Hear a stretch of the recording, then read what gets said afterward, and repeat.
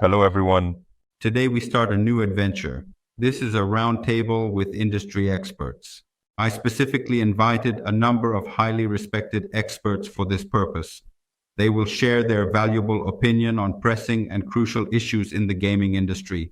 But first, I will ask the guys to ask questions in the comments and definitely subscribe to our channel. Well, let's go. Now we begin the presentation, dear experts. The first expert, respected Nikita, please introduce yourself. Hello.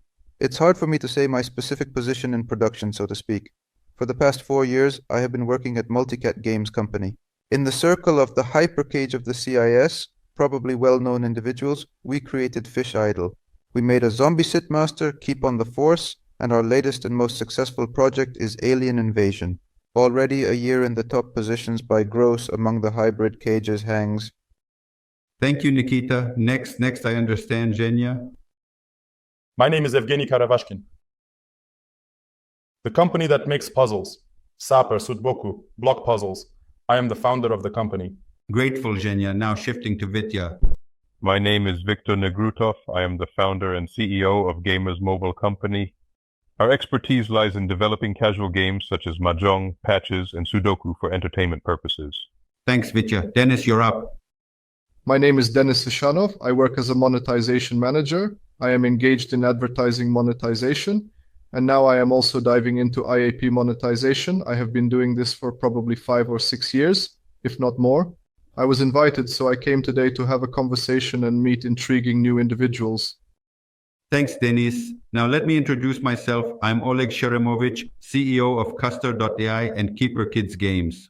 Custard.ai is one of the fastest growing mediation platforms that allows developers to earn much more money.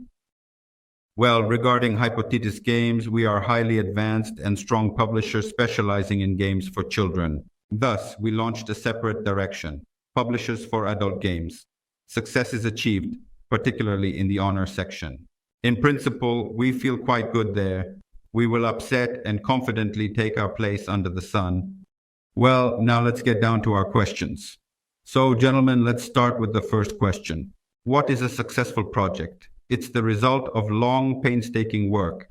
You do, make mistakes, redo, do again, and in the end, you have something good. Or you do the first, second, third, fourth, fifth project, and the sixth one is a hit. That's it. You're in the game. So guys, I want to hear your opinion on this matter. I would rate it as making a profitable project, that is, within the range of $100,000 for it. For instance, it is more of a skill set rather than just a simple task. But to make a project worth several million, that's more of a luck. So even among skilled guys, you will have a very large dispersion. Yes, you will experience an increase in the percentage of successful projects that can be bought at a profit, but the maximum limit of your profit, so to speak, still relies heavily on luck. Will you be able to manually find a cool creative, a cool setting, and this can simply escalate your X10 price? Thanks, Nikit. Now let's hear Zena's thoughts on this once more. Overall, I agree. As we can see, there is loot block on the market. People come in, create new things, do everything roughly speaking plus or minus the same as others. They discover intriguing creatives that decrease CPI. Well, they simply do it with quality and enter. We encountered the same Igor, yes. So I was having difficulties with my loot block, of course. I was unsuccessful. Thus I managed to make it profitable, but regrettably I couldn't retrieve it. They managed to create a good leveling system, track, history. That is, the volume is simply colossal. The same goes for the story with Idle Alien. In fact, Alien Invasion, which is our latest hit, is essentially a reskin of the same Fish Idol game, which has been around for 3 years. The only diff is that there's a diff setting, a diff CPI, and a significantly greater depth of demand. On creativity, it was possible to pour many times more volumes, and the game turns out to be 10 times, 20 times more. This is a combination of some factors in terms of what could be. Well, at least I also meet that now it happens that a guy comes, you start buying with him, and there is a very cheap purchase. But it's not because they know something, but because they got lucky. They tried some niche, like the projects are still raw. Google Ads gives him some cheap traffic, although he has a first day retention of 20%. And here, when you found it and you were lucky, you see that there is a golden vein. Here you can already try to work specifically on the project's qualities. I might also divide here. If we move towards CPI and LTV, then in CPI probably 20% is skill and 80% is vision. And in LTV probably, on the other hand, 80% still depends on the team's expertise, and 20, well, it depends on whether the mechanics will be cool or not. Now, Denis, you have worked in a significantly greater number of teams than we probably all together have. Please tell me what you think. I agree here with Zhenya and Nikita about what it takes to have the skill to make a successful project and what constitutes a successful project overall. As Nikita correctly noted, you can create a profitable project at a certain distance, for example, earn a certain amount of money, and will this be considered a criterion of success? Or create a project that you were lucky with, he built it, earned millions, and this is what you call success. So what is determining? If you ask me, I would say that what matters is earning for a long time, not in some short period of time. And the more the studio is represented by such projects, the more stable it is, the more adequate prospects it has, and how they can develop these prospects in the future. In terms of metrics, I completely agree that a significant amount now relies on factors such as the specific setting, the visualization of this setting, and the accompanying narrative that helps to convey the information. The user is already a little tired of some super simple things. He has oversaturated the market over the years. He already has a need for something a little bit more.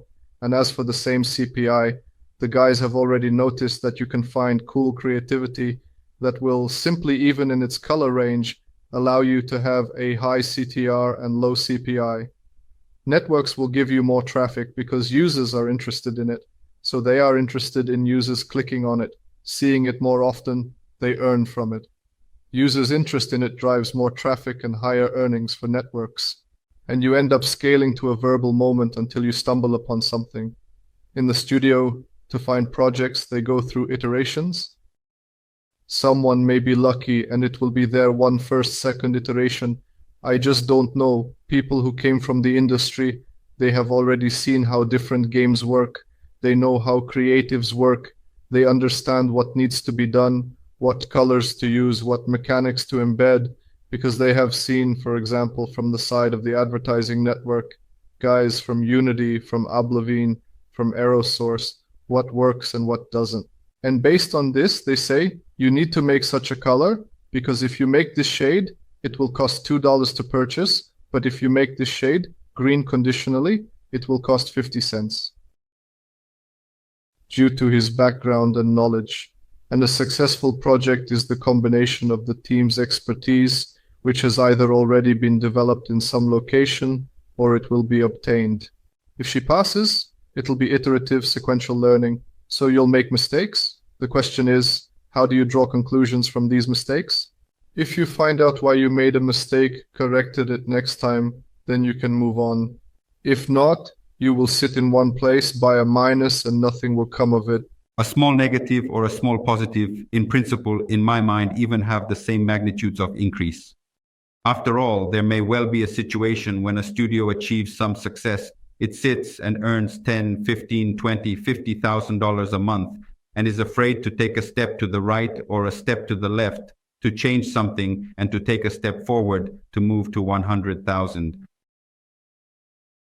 Vitya, what are your thoughts on this? The concept of a successful project from a business perspective is that it generates profit, i.e. X amount of money is invested in the game, which yields Y over time, and Y exceeds X. Here we immediately introduce a criterion to make it clear what we are talking about. Next, the concept of a hit is from hundreds, thousands of games created by different impulses, some of which are targeted. It is challenging to get into this. Let us put it this way. It is a specific skill plus tremendous recognition. So one skill is not enough, one scream is not enough either. That is a combination of factors. But I do not want to talk about it right now. Well, first and foremost, I do not have an example of such cliffs here. From what I know from colleagues, there is what I see from the outside. Here I characterized it as a combination of two factors. Successful game, accordingly, it's a game that generates money, including operational, e.g. allocating funds in the computer for development. We have made payment for the development and are still providing support. Once again, our desired outcome is that the amount of money spent on operational activities is lower than the amount we receive.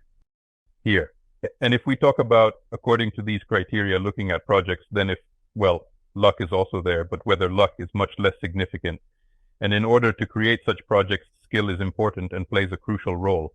Skill is important in all areas, of course, both in development and in procurement. In the development of /magnetization, but also in procurement, in the creation of creatives.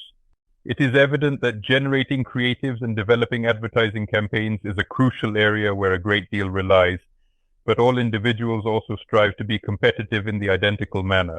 And it is evident that the objective for each project is to discover a method to efficiently acquire projects. Once again, in order for the criterion I assigned earlier to be met, we received a greater amount of money than what we had spent initially. And to create such, it doesn't matter how much. Well, of course, it is important that this difference is as large as possible, but even if it is not large, it enables scaling. The box we have, what he said, is more of a strategy that we are currently trying to adhere to. Among the games in our collection, there are certain ones that have proven to be more effective. Hence, we allocate extra resources for their support, updates, and procurement. But simultaneously, we are gradually working on fresh initiatives. We do not rely on it. We do not attempt to gamble and state, this is our current course of action. It is like more, let us say, systematic work. Well, at least that is how I perceive it. From my perspective, systematic work, it can be a small project, it can be protean. Well, that is all you need to do to ensure success. However, we observe that we have achieved it. We strive to accomplish it with high quality, even if it is characterized as a classic train without a specific objective, but equipped with numerous features that are intended to enhance intensity and similar aspects. And then we observe here the project can be small scale, it can involve a monthly purchase of 20,000, but subsequently it should transform into 30. And this distinction, it appears to be minor, but if there are a certain number of such projects in the portfolio, then consequently we are efficient in the aggregate. And here's my attitude towards this, that you should not put everything on the fact that it will be a hit. You must attempt to accomplish it, a feasible and lucrative undertaking, even if it is not extremely sizable. It turned out we allocated funds and resources for support, enabling us to proceed to the next task in line. However, it's crucial to note that the probability of a hit is solely dependent on skill. Therefore, while there is a chance of achieving a favorable outcome, from a business standpoint, I believe that placing a bet on it would not be a wise decision. Yes, the most effective strategy for business is to create a portfolio of games that provide you with the essential locomotive of cash replenishment, ensuring a steady flow of income. Well, that is what you can use in your operation as in procurement, because you can, for example, go into some iteration to the point that you are making a game, you publish it, and you see that the metrics are growing rapidly, and you understand that you need to buy a lot because there is a suitable option. However, because you always aimed for a hit and consistently considered that if the game does not meet the criteria of a hit, then we throw it away and start doing the next thing, you may end up in a situation where when a hit comes, you simply won't have the means to promote it quickly and effectively, which can hinder its success and impact on the market. And since the market is incredibly competitive right now, the speed of copying your hit can be literally a few days, and someone faster and with a budget can simply take it and acquire a substantial amount, roughly speaking, gather your cream. Thank you, Lydia. Thank you, Denis. Our first question came to an end, and it led us to the next question that I wanted to ask.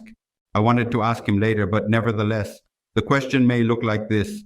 How should one go after money? Who needs to go for the money? When do I need to go for the money? And do you even need to chase after money? I'd say it depends on the input data. Under what conditions will this money be? Do you have a plan for dealing with them? Probably not. If you speak in general terms, it's better not to, but everything depends on the conditions. If you're in a toxic post-Soviet business environment and find investors from the 90s, it's generally a bad story, not worth it.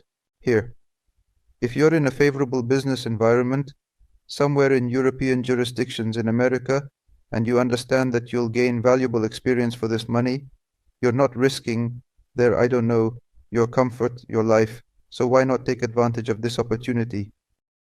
If you have a plan and can find the money, you can find a person who will give them to you, or there is a fund or organization you can try. Maybe I inaccurately and incompletely formulated the question, Let's try asking in a different way. Please, Denis. Denis works with Publisher. Publisher has worked quite a lot and for a long time on the PPP paper prototype system. Is it worth working like this at the moment, and can you derive enjoyment from working in this model from the perspective of the developers, likely from Publisher side as well? Currently, based on my interactions in professional circles and observations of companies I've worked for, it is clear that many are currently abandoning this model in their operations. Because it was designed specifically for the fact that we, as publishers, conditionally have a portfolio and a constant income from various projects, and we are interested in investing in a studio, for example, to some extent, which can bring us a hit that is commercially successful and financially lucrative in the long run. Accordingly, with one hit, we can cover the entire burn rate that is conditionally present at this studio. Since there are fewer hits on the market, but I mean relative to how it used to be, there are still individuals who possess the ability to shoot well on the peak of intriguing projects. Publishers, on the other hand, refuse to work with studios in such a way and have a standard model where you work on a project, you choose a raid, we publish you, and accordingly divide the profits. Possible. It is a logical decision to leave if you are working with only a very small number of studios that are using paper prototypes for testing and design. If you're a publisher, for instance, like C Games, who wants to grow with particular studios they collaborate with, and they have faith in them, they perceive that the outcomes they bring enable them to be in such financial relationships, then yes, it is possible for them to achieve their goals. As for whether it's worth going for the money, and at what point, I would say that if you have received metrics and you believe that these metrics will be maintained at the volume, you have already, as it were, spilled some of your money from English investments and raised it from your pocket, from a loan, and you believe you have seen the result, that everything is balanced, everything is being preserved, then it makes sense to go. Why not? And let it not be a super early stage, but rather a stage that is still early enough in the development process. You won't give up a beloved portion of something in order to obtain a beloved portion of a section or a company or from a game and receive investments for it, but there is a possibility of earning. I think, as Nikita correctly said, it depends on the environment, and of course it is clear that it is not worth going to guys who do not quite understand what the gaming industry is, or in general what the internet industry is, and they are more about banks, about collection companies and so on. Well, probably it is dangerous to go to such people. Yet many European and American funds are prepared to invest in the project at hand. A brief overview of triple P models, paper prototype. From the developer's perspective, we dedicated approximately 1 year, possibly 6 months, to this model and collaborated with around 5, or perhaps slightly more, distinct publishers. And, in principle, this was a working topic 3 years ago. Here, if you are small and if you really have 20 people working and you can pay 1.5, 2, someone paid 3, sometimes very rarely 5. The Chinese paid for the prototype. It's quite nice to exist. But if you have a larger studio, such as 5 to 10 people, and you have some kind of ninja-like costs, such as some seniors, then of course you will not get far with this model. First moment. Second point, yes, she truly died, like Hypercash died, and it simply became unprofitable for the publisher. The chance of a hit is always decreasing, yes, on this Hypercash pipeline, and now you'll rarely meet.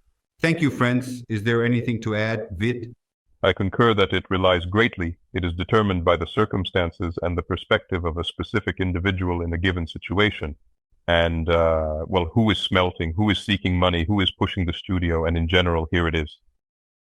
There are circumstances when such a scenario occurs in the market, most recently at a conference, regarding the destiny of certain companies. As if the company acted in a rather strange manner towards the employees, and a fairly large studio with approximately 5 people, so to speak. These employees, by the way, suddenly become available. Well, there are various situations. And if an individual was inside, or if they simply know their team well, then maybe this is such a favorable moment to organize the team, so to speak, and initiate a new company. And if this size is sufficiently large, from 2020 to 2030, it is reasonable to negotiate with key employees. It may be reasonable to approach someone for investments and resistance and enter into some equity rights, well, in such strategic situations. However, that is a distinct question. It simply jogged my memory of my recent discussion.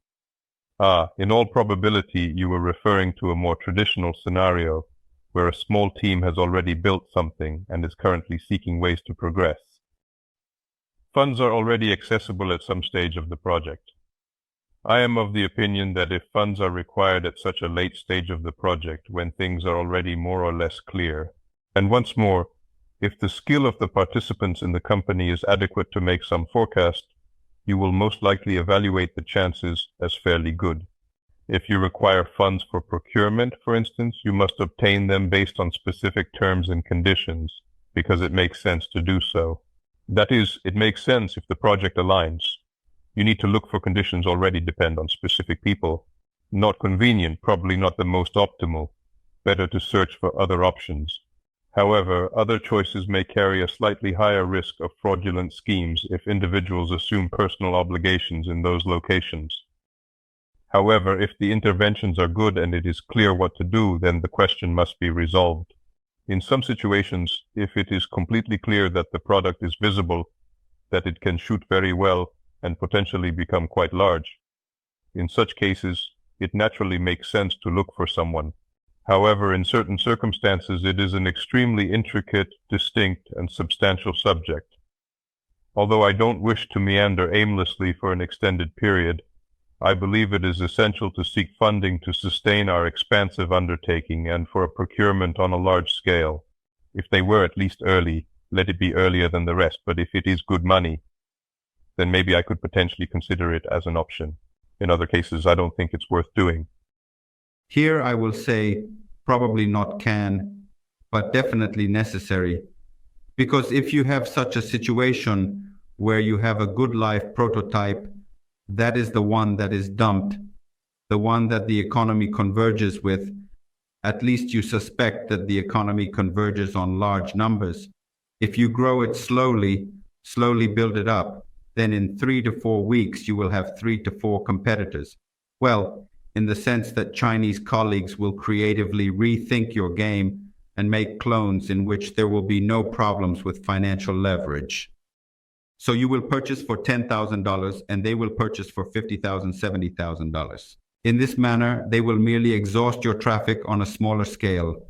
Therefore, in my mind, if you possess a solid prototype with favorable metrics, you should not merely pursue the monetary aspect, but rather you should take action, seize the opportunity, and promptly utilize that funding. I believe I would like to delve a bit deeper into this subject matter. What money? This is a credit line, for example, from advertising networks. If, for example, you have good relationships with certain networks, you can ask them for a credit line with a certain interest rate, but this interest rate can then affect your economy because it converged in one set of numbers without taking into account this conditional share, so to speak, of theirs. And the second point, what Victor was saying regarding not permitting it to enter the share, if not permitting it in, then why? But if permitting it in, then how can you build the right relationship, how to build this dialogue and establish effective communication? I released you, for example, but you received dividends, yet simultaneously you refrain from touching the operation, as we fear you'll spoil everything, or how at this moment I'd like. You can include, there is a significant distinction. If you acquire external financing without incorporating it into the equity, then your percentage is applied to your revenue. And if you let someone in on the share, then they only have a share of the profit, so he doesn't fit into circulation. This particular nuance becomes apparent. In the event that you decide to let an investor have a share in the project, the specific portion of his investment will not have any significant impact on your overall payback amount. Approximately speaking, with regard to project payback, he reduces the profit. So Jen, pay attention. If you unexpectedly run out of money, you have 3 simple financing sources that you can rely on. Being a publisher is a banal option. Games Fund provides funding for games from various investors. And the third inquiry is whether to simply go to the bank or to invest in real estate with an English investor who specializes in selling donuts. To put it briefly, you can obtain rapid funds by pledging particular tangible assets, which you invest, and manipulate in order to earn a higher income. If you possess a competent team of prisoners, it is imperative that you proceed. You do not require the expertise of a publisher or investor who specializes exclusively in the gaming industry solely for the purpose of monetary gain. If you do not have a procurement team but only have a production team, then you should go either to a publisher or to an investor for assistance. By investor, I am referring to a professional investment fund that has the capability to help you in building this team effectively. We have a main query, whether to add these partners in a share or not. Well, tell me, have you had something similar? It appeared that you were involved in certain tasks pertaining to a couple of projects. We did not allow anyone to participate in the share. We simply gave away the product, I believe even two already. Regarding alien invasion, I am unable to discuss it in detail due to the NDA, but I suppose it can be observed in publicly available sources that the project has now been transferred to the Israeli publisher Crazy Labs. They, in my opinion, are part of some Swedish holding. The conditions are such that we fully transfer the product to them. That is, 100% of the revenue goes to them, but we receive a large amount of money for it. That is, a specific profit forecast for the product. We examine the forecast in this manner. Well, this is not our initial deal of this type. The second or even the third one, we simply assess how much we can potentially earn from the product based on our estimates. Because I desired to include, but it did not occur during our conversation regarding the requirement to develop a particular series of projects that will generate cash for you and establish a pension fund for the future. This doesn't work because there is a limited number of people on Earth, and any project will eventually win. What you currently have will definitely stop earning in 1 year, 2 years, or 5 years from now. This is clearly evident even in the largest products, such as highly popular PC games and so on and so forth. And that is why we simply examine the amount we can still generate with our project based on our predictions and create a parquet offer. If someone is able to and wants to pay more than our estimate, then it is advantageous for us. That's how everything happens. Some multipliers. Yes, but at times, of course, you can make an error. Well, sometimes, of course, you can make a mistake. That is, you cannot predict everything anyway. If you iterate and refine the product, improve it, possibly the metrics will rise, and sometimes they rise unexpectedly well. We attempt to evaluate at the minimum threshold in order to avoid going down definitely. And occasionally, customers can even purchase rollouts for themselves. Just about projects, I agree that it is impossible to predict how long your project will live, because naturally there is a ceiling in installations. Well, let's say some game released on Supercell 7-8 years ago is much less, but there are examples, for example, of PC service games that have been earning for a long time. The same World of Warcraft since 2005 now?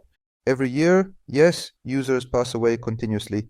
I have not witnessed, honestly, the dynamics in this place. Nevertheless, the project remains. And when we talk, of course, about the mobile market, we cannot assume that our game will live for 17 years, it turns out. This is excessively lengthy. Regarding World of Warcraft, it is also necessary to understand the amount of work involved in operating live ops. The patches, released biennially, are significantly larger than typical live ops content in mobile games. Just at the moment when it came to the created project, that's precisely what it was about. You are engaged in projects, maybe not hits, but ones that generate money for you. You are consistently in a state of positive cash flow.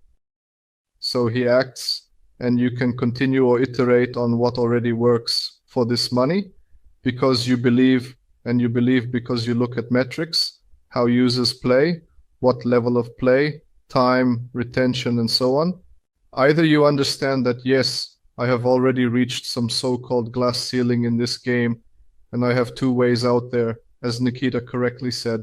I will either sell it, because I already, for example, do not see what iterations I can do here, but I understand how much more I can earn from it in the future. Or I leave it, hire a separate team there for that live ops, which will completely do it for me there, make a meta for it, do this and all thanks to the fact that I simply have money that I receive from different projects because I have the necessary funds. What Victor also talked about, in other words, it makes sense not to get one hit at some point and get rich, and then quickly spend that money, but iteratively, constantly. Certainly, it's fantastic if you obtain it. That is, it's an extra bonus. However, it is challenging to target it. And here is also what can be seen from the publisher where I worked. Well, people bring different games, and different game can become a hit. You can watch the game and subjectively evaluate it for yourself, like, well, this is some complete nonsense, no one will definitely play it, it's terrible. And the purchase begins, and the game just crashes. Well, I mean, there are low CPI, super high CTR, people like it. You do not comprehend what they enjoy there, but you are not the intended audience. The query is still regarding DALI and finances. I believe you should always seek assistance from those who possess them if you currently lack them. But you believe that they can appear over time, because you believe not because of intuition, but because of metrics. You are helped in this. Yes, with respect to investments at the scale stage, I can incorporate such a topic. It is crucial to assess risks wisely and make informed decisions. If you observe that your growth occurs on the third day after using the product, and it is at a rate of 150%, then it is considered to be impressive or satisfactory.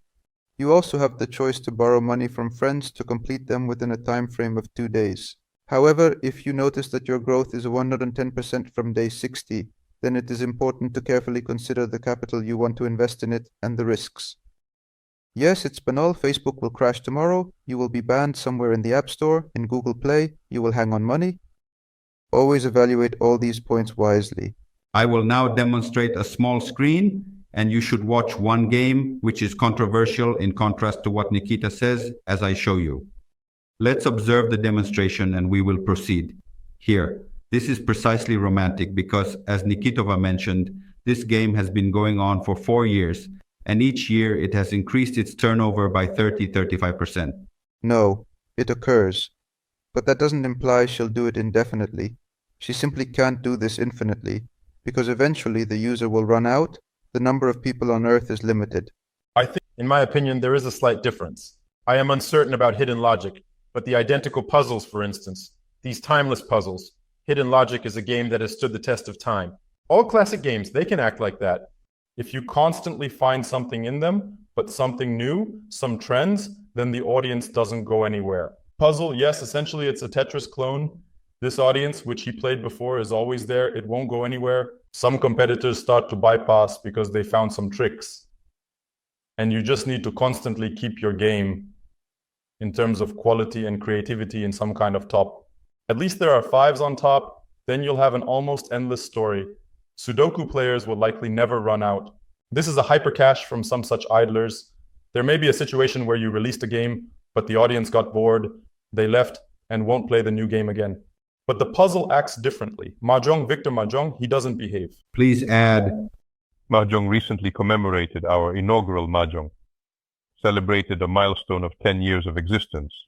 However, we do offer support for it, even though if you take the first one, there are still some things that remained from the original. They are still traceable. I mean, some mechanics and so on. But on the other hand, I'm not even a mage. I primarily think about other games in my role. Chess has been played for over a millennium.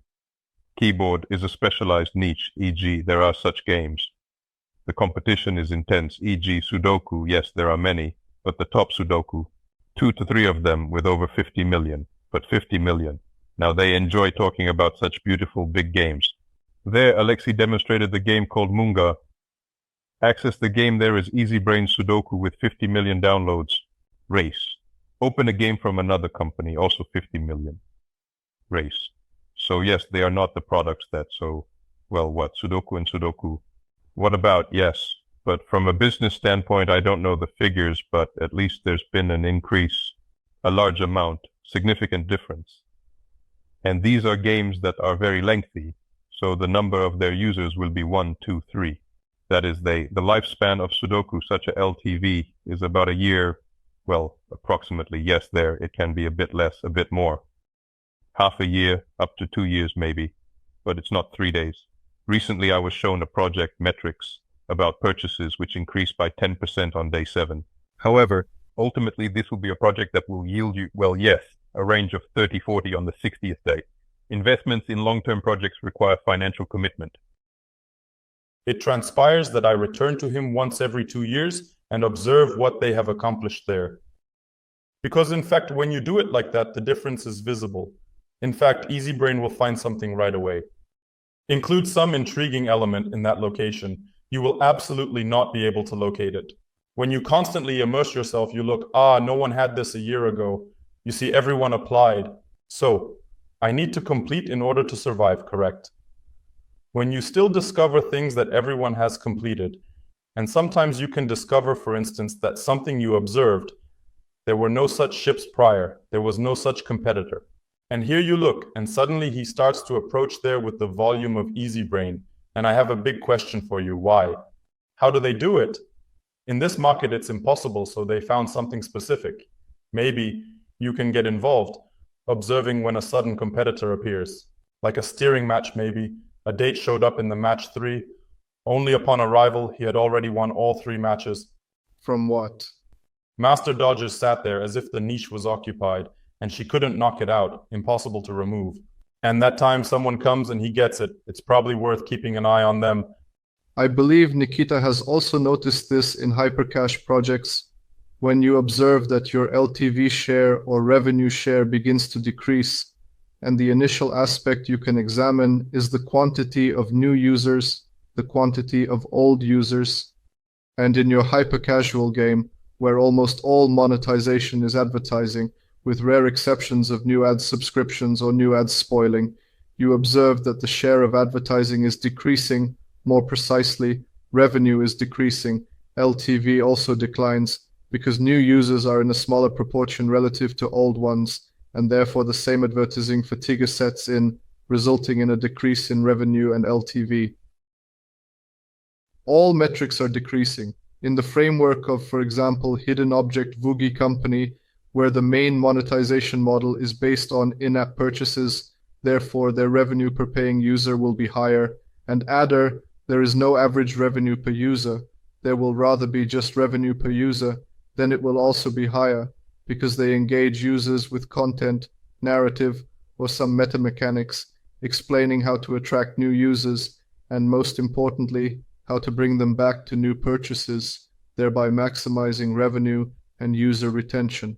And thanks to this, the project can expand. So what I mean is that these 35% increase year after year, for instance, need to be examined in terms of their underlying basis. That is, what proportion of new users, for example, came and made their contribution from these 35%, and what proportion of old users. And I suspect the ratio of seniors there is significantly higher. By the way, I have an insider about our acquaintances. There is M4, which relies on old users. They don't buy anything, but they sustain the whole company by creating content for old users. Regarding growth, we still need to determine what we mean by growth. If this is the number of installs, it does not mean that the game is growing in revenue. Sometimes not. In my view, they mentioned rhubarb. No, if there is revenue, then cool, it's great. Happens in principle for cash hybrid too. Just a short while ago, I had the chance to be present at the Google conference where they categorized their games into 4 major types of gameplay experiences. Hidden objects or match 3 games are builder type games, which means they are games that increase revenue, quota code, and so on. There are games that are stagnant and show a good high income, but they do not experience any growth over time, remaining at the same level without any increase. Or it grows, but insignificantly. If builders have a year income growth of 25-30%, then stagnators can have 2 to 3. There exists a third type of game, a revenue graph that bears resemblance to an inverted parabola. So their income grows 1, 2, 3, 4 QTRs, for example. Third, fourth QTR, let's say. Well, usually they're on the second, third, they reach their peak, and then there is a slow, unfortunately, and continuous decline of it. But the most common, well, as they say, is the fourth type of game. These are losers.